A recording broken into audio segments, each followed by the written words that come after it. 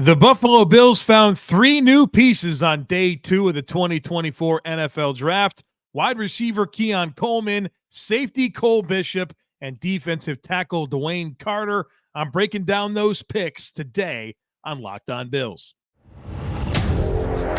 You are Locked On Bills, your daily Buffalo Bills podcast. Part of the Locked On Podcast Network, your team every day.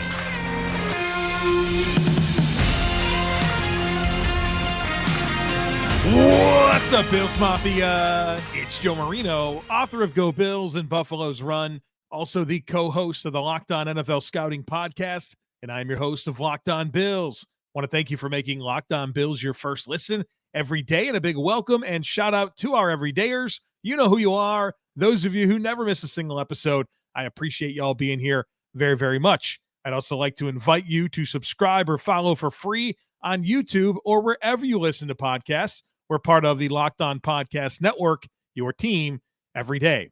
Today's episode is brought to you by LinkedIn.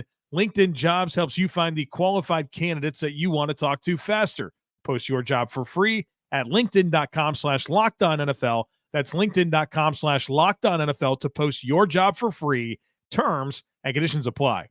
Well, folks, welcome in. The Buffalo Bills made picks this time around, 3 of them on day 2 of the 2024 NFL Draft. And my objective today is to break down these selections for you, tell you who these players are, tell you about their game and what they do on the football field, and then just some general thoughts on each selection. And at the end, we will kind of set the scene for day 3 of the draft, where the Bills hold 7 picks, tell you some of the positions that I think they need to address and some of my favorite players that they could target. We'll start with the Bills' top pick in this draft class, number 33 overall, wide receiver Keon Coleman out of Florida State.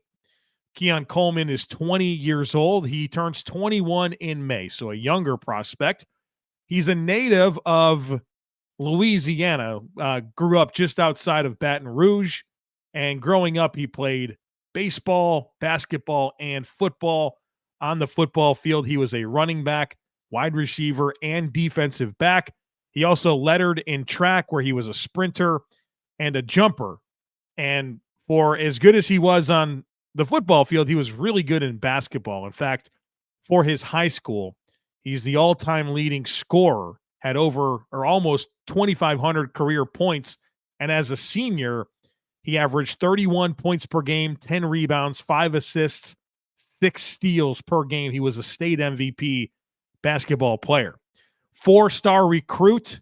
He went to Michigan State originally to play football and basketball. Lasted only 1 season playing basketball, and then he chose to focus in on football. He was at Michigan State for 2 years. Then he transferred to Florida State in 2023 and had a good season for the Seminoles. Also worth noting that his cousin is CeeDee Lamb, the outstanding wide receiver for the Dallas Cowboys. So Keon Coleman is 6'3", 213 pounds, 32 and an eighth inch arms, 78 and an eighth inch wingspan, 9 and 3/8 inch hands. Ran a 4.61 40-yard dash with a 1.54 second 10-yard split, 38-inch vertical jump, 10-foot 7-inch broad jump. That's good for an RAS score of 8.12. So that's a relative athleticism score. 8.12. Again, a 10 is a perfect score. So pretty good athletic profile here in terms of size and the athleticism that he tested with. Now, he didn't do any of the agility drills, the short shuttle, or the 3-cone. I'm not sure those would be great tests for him. So that's definitely something to be mindful of as you consider the 8.12 RAS score. Had 2 seasons of meaningful production as a wide receiver in college, 1 for Michigan State, 1 for Florida State. 2022 at Michigan State, 58 catches, 798 yards, and 7 touchdowns. This past season for Florida State, 50 catches, 658 yards, and 11 receiving touchdowns. For his career, 82% of his snaps came out wide, so not as a slot receiver. So a guy that truly has experience playing on the line of scrimmage. 5 yards after catch per reception, which is a pretty good number based on his overall profile as a player. I think that's a good number for him. Average depth of target, 12.2 yards from the line of scrimmage. Has a great drop rate of 4.2%, and he won 46% of his contested catch opportunities. My scouting notes on him from studying him, this is what stood out to me in terms of strengths and growth areas. I think with Keon Coleman, what really pops on tape is the size and the ball skills. This is a big-bodied dude. Like I mentioned, 6'3", 212 pounds, and he has outstanding ball skills. Terrific hands. This is a guy that is able to very consistently secure and pluck the football away from his frame and makes really good adjustments to the football, whether that's going up for the ball, scooping out low passes, working back across his frame. He has really, really good hands and body control. I mean, the drop rate is really low. I mentioned it, under 5%, 4.2%. And that's not because every single throw was right on the money. He makes really good adjustments, snaring the football away from his frame. So size, physicality, ball skills, hands, body control, those are above average traits for Keon Coleman. Very reliable hands. That's what I would probably settle on in terms of the best way to describe them. He's also pretty tough to tackle. I mean, big physical guy, natural athlete, right? I talked about all the different sports that he played: basketball, baseball, track, football. There's a lot of natural athleticism to him. And I think that shows up when the ball is in his hands. Now, I'm not going to sit here and act like this is Tyreek Hill with the ball in his hands, but for a bigger bodied wide receiver, he is tough to tackle. He brings an element of physicality. He's pretty creative with how he sees the field. And he's able to kind of be physical and get out of some tackles as well. I mean, pretty good average yards after catch per reception of 5 yards, considering he's a big-bodied guy that does find himself in a lot of contested situations. And so pretty good yards after catch player, all things considered. It's also pretty cool that he served as Florida State's punt returner this past season in 2023, had 24 returns, 19 fair catches. That's an average of 12.6 yards per return. He did have one muff, but you don't see a whole lot of 6'3", 212-pound receivers getting that opportunity to serve as a punt returner. And again, I think that speaks to just the overall natural athleticism that he does bring to the table. So I think his strengths are pretty easy to identify. There are some growth areas here. I think for me, my number one trait as a wide receiver is your ability to create space for yourself as a route runner. And I don't watch Keon Coleman on tape and feel like I see a very dynamic separator. This isn't a guy that I think is bringing a lot of separation, quickness, and that ability to really just get away from coverage. And he's a guy that finds himself in a lot of contested situations. 26% of his catchable targets for his career, it was a contested catch, right? That's 1 in every 4. That's a high volume of them. And so that's, I think, the area that I'm really looking to see growth from Keon Coleman at the next level is, how do you improve as a separator? Can you become more of a route technician? Can you learn different techniques that's going to allow you to shake free of coverage so that you're not so consistently having to win with bodies around you? I think that piece is the big thing for him as he enters the NFL. And I think as a route runner, you see, just not a guy that's super, super rapid with his change of direction or working back down the stem when he has to stop route and work back to the football. And so I don't typically love receivers that aren't separation specialists that find themselves in a lot of contested situations. So that's the big thing for me with Keon Coleman, is how he evolves in that capacity. The rest of the makeup here is there's a lot to like. So my general feelings on the pick is, I think you can look at this and really identify that this is a skill set that the Bills really didn't have in the mix, a true X receiver, right? There's no question about it. That's what he brings to the table. So you're going to ask him to win leverage battles and get buckets and be able to cross face and find some quick separation at times, but also, all right, win those heavyweight battles on the line of scrimmage to stack vertically and get down the field, right? Like, you can see the very clear path for him to come in to this offense. A unique skill set. So Brandon Beane, Sean McDermott talked about adding something that they don't. They're looking for mismatched players. There's a physicality, body control, size dynamic that exists with Keon Coleman that puts him into that conversation in terms of how he creates mismatches for the opposition. I think there's a really clear path for him to gain a lot of volume in this offense. I've talked about this. I think the Bills' passing game has every bit of 200 targets available to be gobbled up. And that's good news for Keon Coleman and his chance to come into Buffalo, mesh with Josh Allen, and get a role in this offense. I think maybe I would settle on this. I like Keon Coleman more than I do Gabe Davis. And so I think this has the potential to upgrade that player. I think that Keon Coleman, while he has work to do as a route runner, I think he's a better route runner than Gabe Davis, and his hands are way better, right? So the drops, the inconsistency at the catch point that you got from Gabe Davis, I think you really erase a lot of that with Keon Coleman. Now, got to get on the same page with Josh Allen and develop chemistry and all that type of stuff, but you see the path and the opportunity that exists for him, and now it's about evolving, getting coached up, learning the offense, and meshing with Josh Allen, because there's a clear path to a lot of opportunity. So, no, the Bills didn't have a first-round pick. They picked Keon Coleman, and obviously through the various trades that they made, picked up some additional draft capital, including a player we'll talk about later on in Dwayne Carter, who, is part of this overall package of moving back.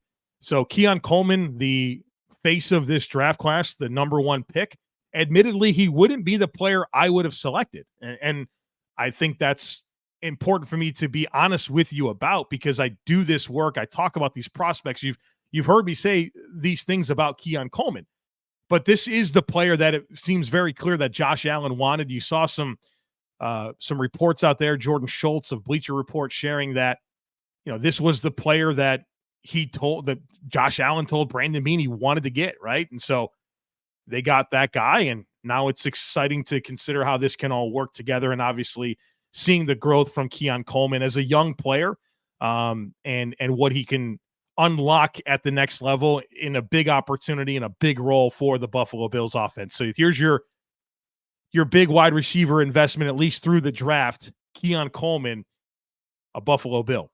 All right, we're going to talk about the Bills' second-round pick, or their other second-round pick, Cole Bishop, here on the other side of it. So be sure to stick with me. When you're hiring for your small business, you want to be certain that you can find as many quality professionals as possible that are right for the role. That's why you have to check out LinkedIn Jobs. LinkedIn Jobs has the tools to help you find the right professionals for your team faster and for free. LinkedIn isn't just another job board. LinkedIn helps you hire professionals that you can't find anywhere else, even those who aren't actively searching for a new job. They might be open to the perfect role, which they can discover through LinkedIn. In a given month, over 70% of LinkedIn users don't even visit other leading job sites. So if you're not looking on LinkedIn, you're looking in the wrong place. And look, LinkedIn knows that small businesses are wearing so many hats right now and might not have the time or resources to hire. Well, luckily, LinkedIn's thinking about that, and they're always trying to find ways to make hiring easier. In fact, they just launched a feature that helps you write job descriptions. So post your job for free at linkedin.com/LockedOnNFL. That's linkedin.com/LockedOnNFL to post your job for free. Terms and conditions apply.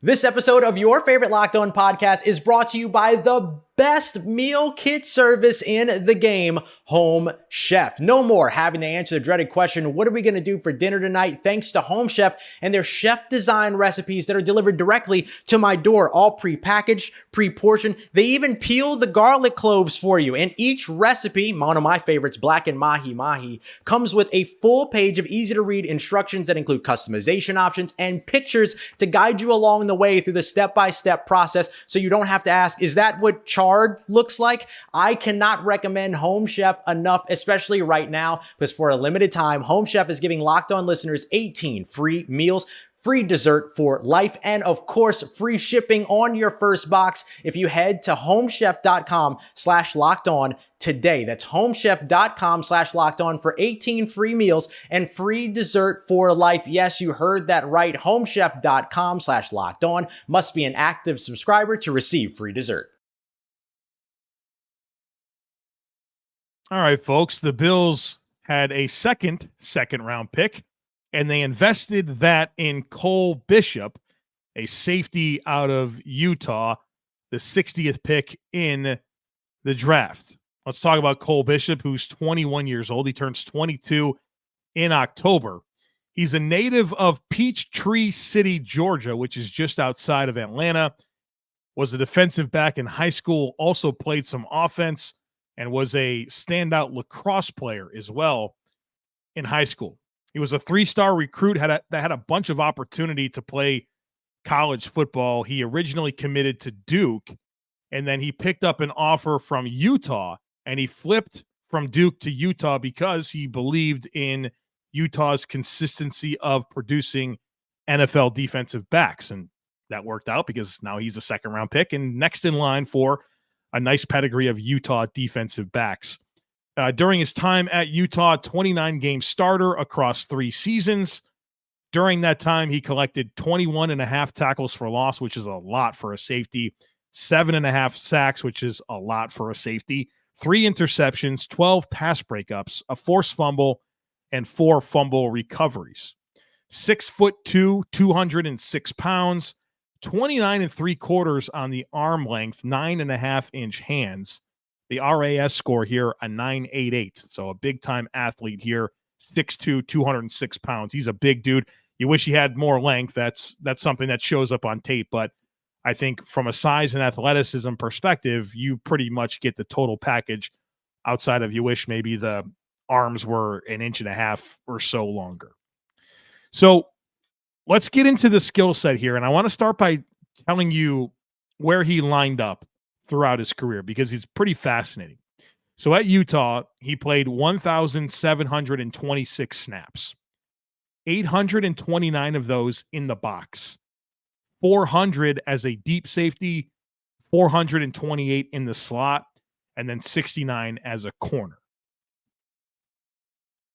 I think he's at his best when he's playing in lower alignments, in the box, triggering and playing downhill, blitzing, shooting gaps. Like, I thought that's where Cole Bishop really, really shined. Super physical player. He plays with unrelenting effort. Everything he does is with intent when he's taking on contact, when he's looking to tackle, when he's hunting the football. This is a very, very urgent player. Really outstanding blitzer, outstanding gap shooter, can play down low and really navigate tight quarters, has short area explosiveness, and he is a joy to watch in that capacity. I do think he plays off contact well. And I another one of my favorite things about Cole Bishop is his man coverage upside against tight ends. Like, very, very good at that. It was funny, you listen to Brandon Beane talk about his interactions with Cole Bishop, and at the combine, of course, Cole Bishop, a college teammate of Dalton Kincaid, he asked him, he said, what were those one-on-one battles like between you and Dalton Kincaid during practice and stuff? And he said, look, I got him most of the time, which is a pretty confident thing to say to the general manager that just picked that tight end with a first-round pick. And so Brandon Beane said that he went back and asked Dalton Kincaid's like, yo, this guy said he got you in practice. And Dalton Kincaid's like, yeah, man, he did. So I wrote that down before I knew of this, but I really do think that from a man coverage perspective against tight ends, this is a very, very effective player in that regard. So really thrives as a low safety, working through traffic, blitzing, shooting gaps, man coverage against tight ends, and he does have a lot of athleticism. Now, when it comes to growth areas, I think that Cole Bishop can be over-aggressive. So you'd rather tell a guy to kind of reel it in than you have to kind of like inspire them to go get it. So you take that. But I think there are some over-aggressive moments on tape that lead to some missed tackles, that lead to maybe vacating some areas in coverage that he's responsible for. He's got a playmaker's mentality, and I think there's some risk-reward with how he plays the game. I would also say that I love the versatility. I really do. But I thought he was just a lot better as a low safety as opposed to playing in deeper alignments. And so if you really want to prioritize that ability to play deep, defend deeper zones, and provide that even a one high post safety, I'm not sure this is your best path to get that. I think you want to use Cole Bishop as a split zone safety that you then play lower sometimes. So if you give him half the field, or he plays down low as kind of an extra box defender. And then I do think that his lack of length shows up on tape, whether that's as a tackler, right? Because his tackle radius is a little bit smaller. And then when he has the opportunity to invade the catch point, making a play on the ball, I think that's where the lack of length does pop. And look, he has a 13.8% missed tackle rate. That's high, right? You want that to be under 10%. And I think the over aggressiveness combined with a lack of length, right? Your margin for error to recover is smaller. Those are things that I'm just mindful of as I studied Cole Bishop. So what are my general feelings about this selection? I want to start by saying this is a pretty big investment for a safety, right? I talked a lot about Sean McDermott's track record at safety, and he's always just kind of been able to figure it out with later round picks or modest free agent signings. This is the 60th pick in the draft. This is a pretty big investment. And if you listen to Sean McDermott and Brandon Beane in the press conference after day 2, it sounds like the team really liked this guy. They talked about just everybody being on the same page and really being aligned on this pick, and even tried to trade up to get him. You heard saw the video where Sean McDermott and Brandon Beane call him to let him know that he's going to be the pick, and Sean McDermott's getting on there saying, look, there's a long line of great safety play here in Buffalo. You're going to get great coaching. You can feel there's definitely a lot of energy from what we've been able to tell around the affinity that they had for Cole Bishop. And so I don't know, that intrigues me quite a bit, because I think Sean McDermott is an absolute master when it comes to the safety position. And for him to be able to have a somewhat of a premium investment for a guy that you can just tell they really, really love, it gets me excited about what he can mean for this defense. I like the athleticism. I like the physicality. I think he's more of a Jordan Poyer player than a Micah Hyde, right? So again, I don't know that you have a natural one high player for this defense right now. Maybe that could be Mike Edwards. But so I think you're going to see a lot of split zone. You could really get some fun stuff going on here with playing 3 safety sets with Taylor Rapp, Mike Edwards, and Cole Bishop, right? I think there's a lot of good complementary skill sets there. And I feel really good about, obviously they like the player, but the coaching, it's legit. Joe Dana, Bobby Babich is your defensive coordinator, Sean McDermott, just an unbelievable track record there with developing safeties. And so a really good opportunity for Cole Bishop. And, we've enjoyed high-end safety play for a long time in this defense. It's a critical piece of what's made it so good. And they've identified Cole Bishop, obviously, and I'm pretty geeked up to see how he develops and what type of role he commands early. And, obviously the second round pick, at some point you expect him to be an every down player. When does that happen? It's pretty interesting to me. So I find myself having some juice on this pick to see how it comes together, and see if Cole Bishop can be, part of the next nucleus of this team, and be one of those impact safeties that, now that we have a new look in safety room, can he, be a long-term answer? I'm pretty optimistic there. All right, we got to talk about Dwayne Carter, and I also want to talk about what's left to do in this draft, give you some targets for day 3, where the Buffalo Bills have 7 draft picks, so be sure to stick with me. I've been told that I'm a competitive person. You think that's true? Well, it is. I do have a competitive side. We all do. And my competitive side is a big fan of Monopoly Go. I'm sure you've heard of it. It's been downloaded over 150 million times. It's a great twist on Monopoly, where you play on not one, but hundreds of Monopoly boards in crazy locations, building up amazing cities that bring you big money. But the best part is messing with my friends. I can charge them rent on my iconic properties, just like classic Monopoly. But now I can also rob their vaults of riches for myself, and the leaderboards show me who the biggest Monopoly tycoon is. But it's not just my competitive side that loves it. You can team up with friends and people all around the world in time tournaments to earn huge rewards. So get in the game and join your friends. Download Monopoly Go for free on the App Store or Google Play.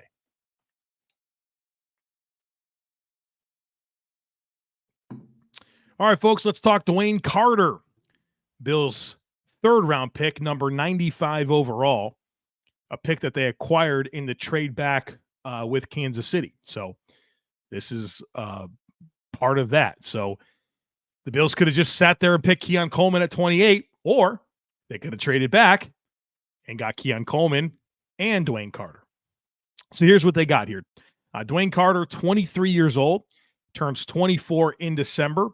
He's a native of Pinkerington, Ohio. He grew up playing soccer, baseball, and football. When he started focusing only on football in high school, he played defensive line. He also played baseball in high school. So let me correct myself. He played baseball and football in high school. On the football field, he played defensive line and tight end, was a 3-star recruit, had a lot of offers, ultimately picked Duke to play football and baseball. But once he got there, he focused only on football. Comes from a family of football players. His grandfather was a running back at Youngstown State. His father played wide receiver at Ohio State. He had an uncle that played at Notre Dame, had another uncle that played at Western Kentucky. So a lot of football in the Dwayne Carter family. A 3-year team captain at Duke, was a 39-game starter. Across 39 games, he collected 25 tackles for loss, 12 sacks, 7 forced fumbles, and 11 pass breakups. Now, you'll look at his production. You'll notice that it dipped in 2023. I think it's very important to point out that the defensive scheme changed, and Dwayne Carter, who is a natural 3-tech, found himself playing almost 20% of his snaps as an edge player, right? Which is just not a great area for him to rush the passer and get backfield production. So keep that in mind as you look at his senior year and how it wasn't necessarily in line with what happened in 2021 to 2022, statistically regressed in 2023. Ask yourself the question, why? Figure it out. Well, 20% of his snaps coming out as an edge player. That makes no sense. He's 6'2", 302 pounds, has 33-inch arms, so good length. And he's got big hands, 10.25-inch hands. His RAS score, 7.67. So a pretty good RAS score. Certainly not like an elite athlete. He did run a sub 5-second 40-yard dash at 302 pounds. So that's good. So what do you see on tape when you watch Dwayne Carter? Right, and what are the strengths of him as a prospect? I would say the makeup here. That's what gets you excited about Dwayne Carter. 3-time team captain, family of football players, has size and athleticism, was the 2023 Jack Tatum Award winner, which goes to the ACC's top student athlete, very involved in the community. You added an A-plus guy to your football team. He's a high motor player that's athletic. He thrives as a penetration style player, has quick, violent, heavy hands, and they're big hands, right? So we talk about trench play, controlling reps with your hands. He's got that. And I think he's got notable pass rush ability. And so that's a valuable thing to add to a defensive line. Penetration skill, good makeup, pass rush, length, heavy hands. There's a lot to like there. When it comes to growth areas, I think the biggest thing for Dwayne Carter is playing under control more.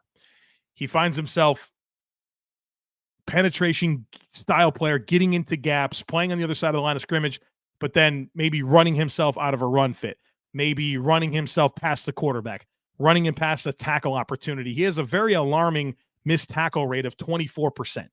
But you want to see him play with a little bit more control.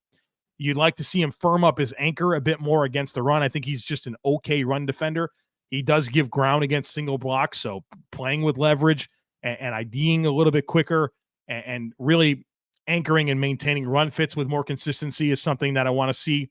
I also want to see him get off the ball with more anticipation. Snap anticipation is a big thing. You can be quick and explosive, but if you're not getting going when the ball snapped and you're tardy off the ball, that kind of robs yourself of athleticism. So I want to see him anticipate the snap just a tick more. And then just pass rush sequencing. He's got length. He's got athleticism. How are you working? How are you putting that all together to beat a block, right? I still think there's some things to unlock there. So a pretty fun project here for Marcus West, who's the Bills defensive line coach, has been the assistant defensive line coach. get his hands on this guy and see what you can develop. There's plenty of appeal for the ceiling here. So my general thoughts on here, the number one place that I go here is that I'd like the idea of adding this interior defensive lineman that comes in on a cost-controlled deal, because you obviously lost a couple of veterans in Jordan Phillips and Tim Settle as backups, depth players for your defensive line rotation. And you do extend Ed Oliver, of course. You extend Daquan Jones, but then you have Austin Johnson and Deshaun Williams as like one-year players behind them.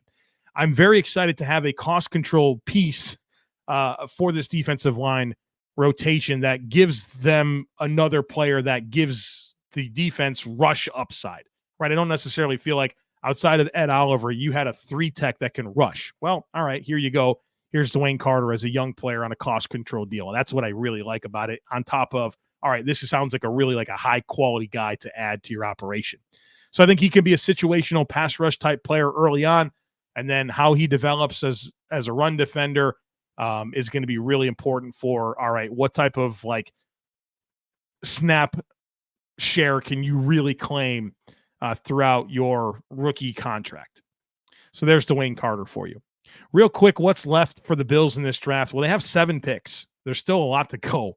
They have pick 128, 141, 144, 160, 163, 204, 221. It's going to be fun. There's a lot of picks coming.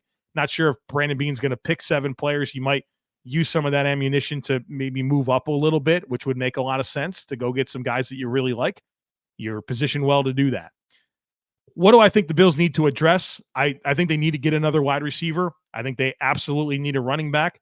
I think they need to add a corner. I think they need interior offensive line.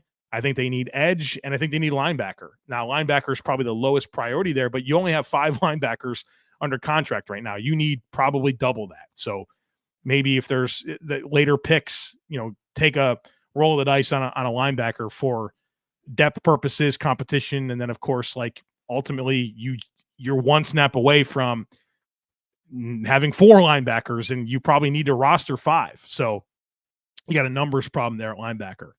Some targets, in terms of looking at my board and seeing what like higher graded players are still there.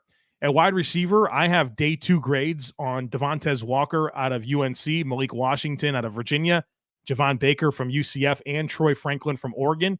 I think those would be phenomenal selections at wide receiver. I think that would be my preferred direction at 128. If one of those guys was there, I'd probably pick him. Also, Jamari Thrash is one of my favorite day 3 options out of Louisville. At running back, Jalen Wright out of Tennessee is a day 2 grade for me. My only gripe there is the fumbling. Like he got to stop fumbling. That's my big issue there. But really dynamic running back that gives you some physicality and really big time breakaway speed. So I would be interested in that. Also, Audric Estime out of Notre Dame, Kamani Vidal out of Troy, very appealing running backs to me. At corner, I have a 2nd round grade on TJ Tampa. He's still available. I have 3rd round grades on Chris Abrams-Drame out of Missouri. DeCamerion Richardson as well in Mississippi State. I have a day 2 grade on him.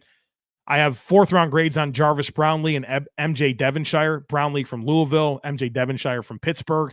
Would love either of them. And then like a deeper player, Quantez Stiggers out of the CFL. He's really appealing to me as well. So a lot of options at corner. Off the edge, I have day 2 grades on Austin Booker out of Kansas and Mo Kamara out of Colorado State. Would love either one of those. That would be a high priority thing for me.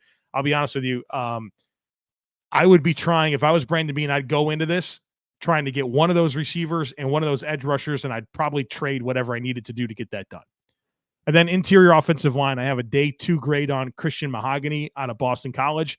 And I have 4th round grades on Bo Limmer, Arkansas, Tanner Bortolini, Wisconsin, Mason McCormick, South Dakota State, Hunter Norzad out of Penn State, Cedric Van Pran out of Georgia, and Satoa Luamea out of Utah. So some nice options here in terms of appropriate value, players I like, opportunity that exists. So I'll be anxious to see how that all goes down on day 3. And of course, I'll have all the coverage for you tomorrow. I'll probably do a couple of different podcasts. If the Bills pick 7 players, I can't do that in one show. So we will have plenty of coverage. We'll cover all of it. I'll tell you that. It might be a couple of episodes tomorrow. So keep your head on a swivel there. And then I'm excited. We had a lot of fun with our live streams on day 3. I don't have a live stream. So if you're part of our subtext community, I do plan on being very active there and in the Discord channel tomorrow as we work through day 3 of the 2024 NFL draft. So excited for it.